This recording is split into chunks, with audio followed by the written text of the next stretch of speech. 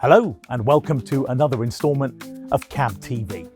Today we're going to have a very insightful discussion with Ofsted. There's often misconceptions around Ofsted, what they do, how they communicate with pupils and parents. We're going to meet James McNeillie. He's Regional Director for the South West and the West Midlands. Let's find out more and uncover those myths. James, welcome to Cab TV. Thank you very much for joining us in what is literally a library in a primary school. And it's like being back at school. That's how it feels to me, which is a normal setting for you, I'm pretty sure. But thank you very much for joining us today. Thank you. Really good to be here. Looking forward to chatting with you. Absolutely, as am I. Let's start with the most logical of questions, right? In your words, what does Ofsted do? Really good question. So we're here to report to parents when it comes to schools, to tell parents what the quality of education is. Are their children safe in school? Do children enjoy the school? But we do a lot more than that. We are also the inspectorate for childminders and day nurseries. We inspect colleges, so when pupils leave school, and we also inspect training providers as well, so for young adults, as well as children's homes. And we inspect up to and including prisons, for example, and we look at the quality of education in prisons. So my job is really diverse in that I have that oversight of all of those different parts of education and care. And one of the purposes of Ofsted is to make sure that we are able to shine a light on where things are going really well, but also spotlight where things aren't going so well and identify, diagnose what the issue is so that children can get a better deal. At the heart of everything I do is about making sure that children and young people and vulnerable adults get the very best possible deal. That's the heart of what makes me get up in the morning. Right. If you take teachers, I've been a teacher, I don't know anybody who doesn't want their children in their classroom to do well. But sometimes you need an external view to give you a perspective on whether or not actually what's happening is good enough. And one of the things for us is it doesn't matter where a child is or what type of school they go to, every child should be getting the best possible opportunity. And it's our job to celebrate that when it's there, but also to diagnose and highlight where things aren't working so well. Are there misconceptions and myths about the work you do? And if you're aware of them, what are those that you'd maybe like to just put straight? Yeah, I mean, I think one of the myths that we get, and so, you know, I sometimes, when I tell people the job I do, they say, oh, you've got a checklist and you just go through this checklist. And that really isn't the case at all. So all of the inspectors who inspect school have been teachers or head teachers. So I was a teacher, a secondary teacher. I've got that experience. So you bring that to inspection. We've got a framework against which we judge schools and evaluate the quality of all of those aspects. But we also have to bring our professional judgment to it. So I think that's number one about a myth, that we're all just ticking boxes and there's nothing else there. And I think the second bit is that we're not interested in what parents have got to say. So we sometimes hear that. We are the voice of parents. That's what we are here to do, to report to parents when it comes to schools. And so it's really important that we get the opportunity to get feedback from parents, which is what we do on every inspection that we do. I want to just touch on faith-based schools, if I may. What considerations are made when inspecting faith-based schools, and also the cultural sensitivities that are taken into account when doing this? So our starting point is that all state-funded schools will be inspected in the same way, with the same set of criteria, with the same expectations. Our expectations are they deliver on the national curriculum or something that's better. They follow what government guidance is. So that's a starting point. But when it comes to, for example, a faith-based school, one of the things we do when we announce an inspection is ask the head teacher to tell us about the context of their school. Right. And that's really important because we need to understand the makeup of their pupils, where that school is within its community and what role that school plays in its community. Staying with faith-based schools just for a second, do they tend to perform better than traditional schools against national standards? I don't think we could say that was the case across England. You know, we've got some really high performing faith-based schools. So if I take one in my West Midlands region, Eden Boys School in Birmingham, which Yeah. is a Muslim faith-based school. We've judged it outstanding. We went back again and said they continue to maintain those standards.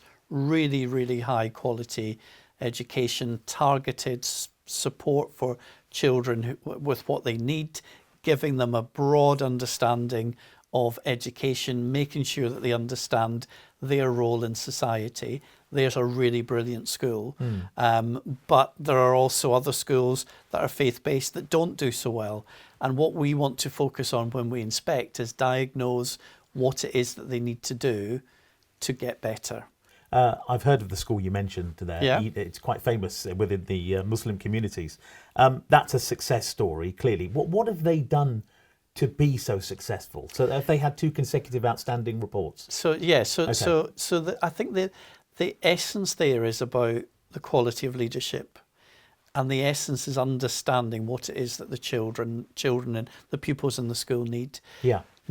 High expectations of everything, high expectations of pupils' behaviour, high expectations of attendance, high expectations of actually being part of the school community and then being part of Birmingham community Right. and being part of the United Kingdom and Britain. So those kind of things are really important, and that's one of the reasons why that's a really successful school. And I guess the other bit is about making sure that they have got the very best teachers to help pupils to do the very best that they can. Just on that, getting the very best teachers, how difficult or challenging is that for a school to ensure they're getting the best staff? Teacher recruitment is something that is it's a government priority. You talk to any head teachers. I've got friends that are head teachers who are, worried that is everybody going to turn up in September for their teaching staff. So it is a challenge. What we see through inspection is that schools that have a really good professional development programme that support their staff with high expectations and support them in those high expectations and give them opportunities to develop in their career, they're more likely to have teachers that will stay for longer. Right. And I guess that's the same in every aspect of life. It is a really rewarding job to be a teacher, but it can be really difficult. But it's, if there's anyone here who's listening to this and thinking, should I give it a go? 100%. I still see some of my former pupils when I'm at home. And hi, sir, they say as they walk past with their 3 children and beards and things like that. I didn't recognise them. Wow. Yeah. How does that make you feel when you see your former pupils? Well, it makes me feel a bit old, I have to say, when I look back on that. I quite often taught some of the naughty boys. Right. And it's really nice to see them because they're not naughty anymore. They've grown up and they've moved on. It is nice to see, and they remind me of when you gave me that detention or something like that. So some things stick in their mind. Is there more, do you feel, that Ofsted could do to perhaps build trust with local communities and ensure that your work is more informed, fair, culturally sensitive, things like that? There's always more that we can do. We're an organisation that diagnoses and gives feedback. It's really important that we look at ourselves and get feedback as well. And we've commissioned a number of sort of external reviews recently to give us some perspective about what we can do next. We've touched on the fact that your remit is the South West and the West Midlands. I'd love to know, are there any commonalities between those 2 regions and also the differences that you've experienced? So it goes from Stoke-on-Trent down to the Isles of Scilly and, slightly wider parts. So you can probably get you can get more different parts of the country. Indeed. And there are some parts of both of my regions which are pretty monocultural. So I would be specifically asking questions about how do you make sure that children understand that we live in a multicultural society in Britain? What opportunities do you give them to experience that, to understand that, to recognise that? And then in a school with a sort of diverse cultural makeup, how do you make sure that all those cultures have an opportunity to be celebrated, to be understood, and importantly, to be valued? Yeah, it's an excellent point. Birmingham, for example, I think roughly around 500,000 Muslims. Yeah. Is one particular community group there, and that obviously is to be celebrated, but it does come with its challenges as well. So I can understand how that focus needs to shift, as you described there. What's your proudest achievement? You've been at Ofsted 15 years now. Wow. It's a long time, and you've had a number of roles. But what would you say is your proudest achievement at Ofsted? I think the day I got the phone call to say I'd been appointed as then Her Majesty's Inspector, Yeah. now His Majesty's Inspector, Yeah. and then you get this piece of paper that has been sort of signed by the Privy Council that says, in theory, the Queen has approved at that point that. And I remember getting that and feeling really, really proud about that. Both my parents were dead by that point, and I really wish they'd had the chance to see that, because my mother in particular would have been very proud and been telling everybody of that. Oh. But I was really proud to do that. Yeah. And I think also when you see a school that maybe has been struggling, and my job isn't, it's not me that's improved the school, but if I've helped by identifying what they need to do, and then it's the teachers and the leaders that do it, and then the chance to go back and see that. I can think of one school in particular which had transformed across 2 years. Wow. And some of the kids were still there, most of the teachers were still there, but it was just a completely different place.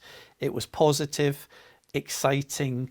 Children wanted to be there. They had really low attendance. Then they had, really high attendance because it was a safe place for them to be. So things like that make me sort of proud to have done the job that I do. And, we've all been through an education system.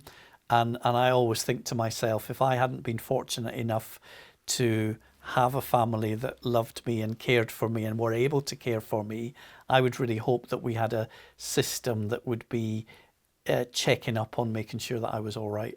And that's one of the things that we do in Ofsted. People always know about the schools. They don't know so much about that bit around, for example, inspecting children's homes and making sure that children who are in care are living in homes that are like homes. They're not like prisons. They've got their own bedroom. They can make their own meals. It's a loving environment and a safe environment. And as a society, we don't do enough about focusing on that. There's my soapbox. It's reassuring to hear, and I've learnt many aspects of what Ofsted do and does that I was not aware of. James, it's been an absolute pleasure. Thank you for coming on Cab TV and chatting with us today. Thank you very much indeed. That was James McNeillie, Regional Director for Ofsted. Very insightful discussion. I personally learnt some things about Ofsted that I didn't know. Maybe you did too. Please like, follow and subscribe to the Community Exchange Hub. And remember, we need your questions, so get involved.